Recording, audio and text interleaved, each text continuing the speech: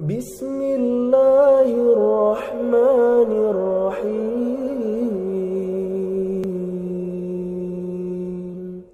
Assalamualaikum warahmatullahi wabarakatuh.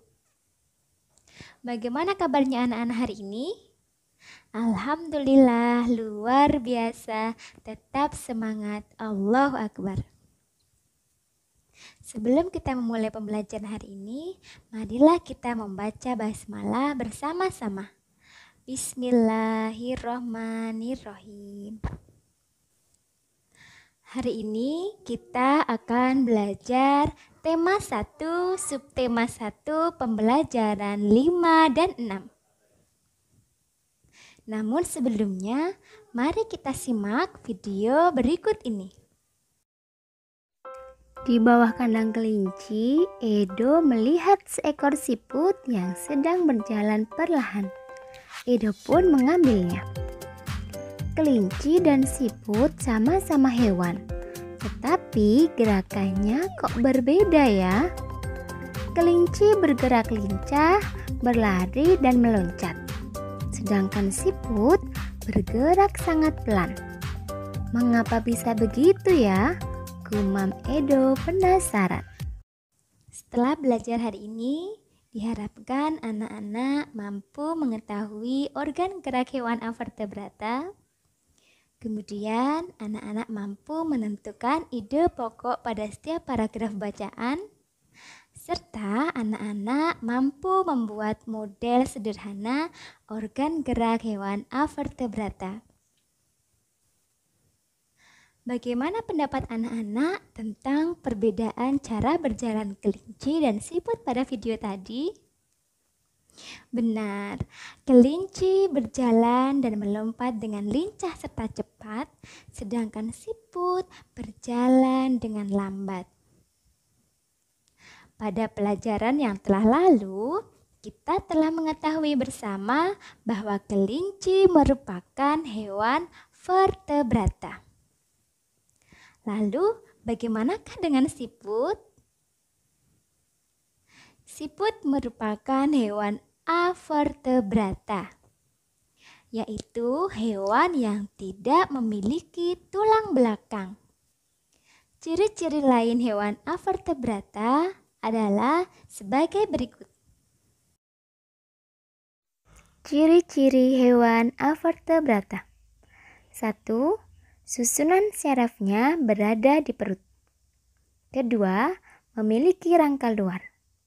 Dan ketiga, otaknya tidak terlindungi oleh rangka. Selain siput, ada beberapa contoh hewan avertebrata lainnya, yaitu sebagai berikut. Contoh hewan avertebrata diantaranya adalah serangga, cacing, ubur-ubur, cumi-cumi, dan lainnya. Meskipun siput berjalan dengan sangat lambat, namun ternyata siput memiliki banyak manfaat loh. Apa saja manfaat siput? Kita lihat bacaan berikut ini. Siput hewan kaya manfaat. Siput termasuk hewan avertebrata karena bertubuh lunak. Siput dapat dijumpai dengan mudah di berbagai lingkungan mengingat jumlahnya yang banyak. Salah satu ciri khas yang dimiliki oleh siput adalah cangkang di punggungnya. Cangkang tersebut berfungsi sebagai pelindung tubuh lunak siput dari panas dan serangan pemangsa. Sebagian orang tidak menyukai siput. Ada yang tidak menyukai siput karena tubuhnya yang lunak dan berlendir. Ada juga orang yang tidak menyukai siput karena menganggap hewan siput sebagai hama. Mereka adalah petani yang tanamannya rusak karena dimakan siput. Meskipun sebagian orang kurang menyukai siput, siput ternyata memiliki banyak manfaat bagi manusia. Salah satu manfaat tersebut adalah siput dapat membantu menyuburkan tanah. Kotoran siput dapat menjadi pupuk alami dan membantu menyuburkan tanah. Selain itu, daging dan cangkang siput yang telah mati akan terurai dan hasilnya akan membuat tanah di sekitarnya menjadi subur. Selain menyuburkan tanah, siput juga bermanfaat bagi kesehatan manusia. Daging siput mengandung protein yang tinggi dan asam amino esensial yang lengkap sehingga sangat baik untuk menjaga kesehatan tubuh. Lendir siput dapat dimanfaatkan untuk membantu proses penyembuhan luka, mengobati gatal-gatal, dan menjaga kelembapan kulit.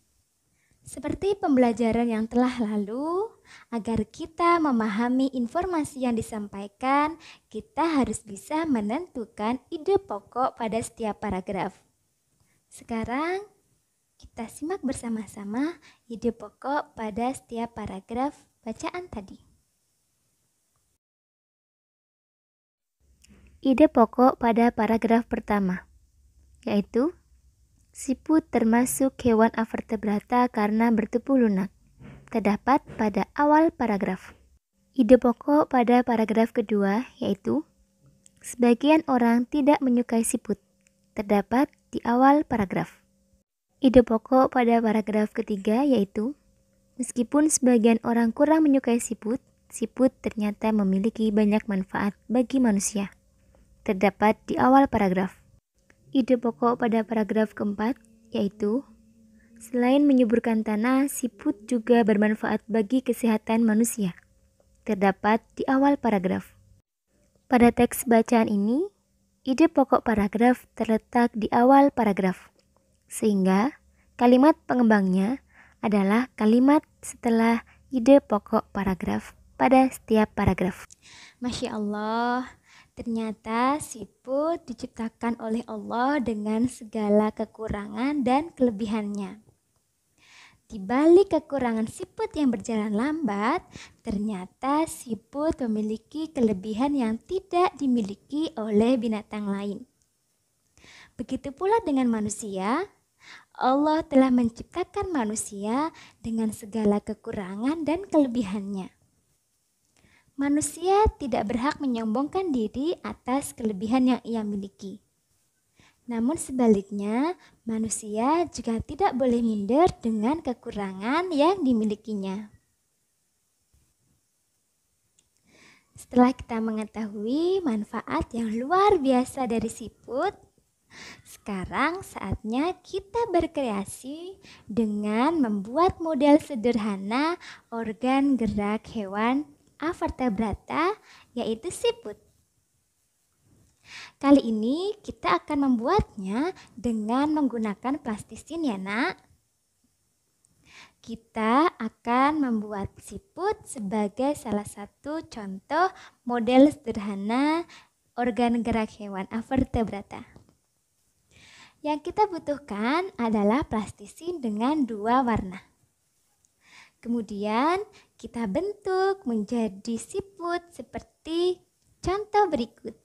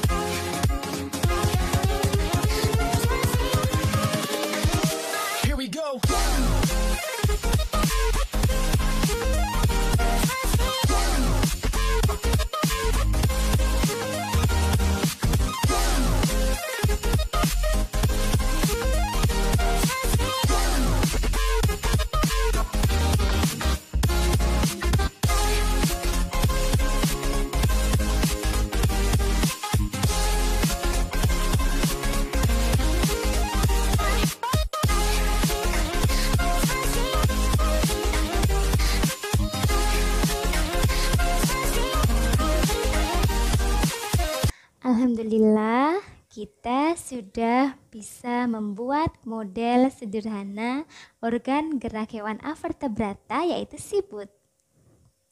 Nah, anak-anak bisa mencobanya di rumah dengan membuat model sederhana organ gerak hewan lainnya seperti hewan vertebrata. Demikian pembelajaran kita hari ini. Alhamdulillah, hari ini anak-anak sudah belajar mengetahui organ gerak hewan avertebrata. Kemudian anak-anak juga sudah belajar menentukan ide pokok pada setiap paragraf. Serta anak-anak telah belajar membuat model sederhana organ gerak hewan avertebrata. Tetap semangat ya, meskipun kita belajar dari rumah. Marilah kita tutup pembelajaran kita hari ini dengan membaca hamdalah bersama-sama.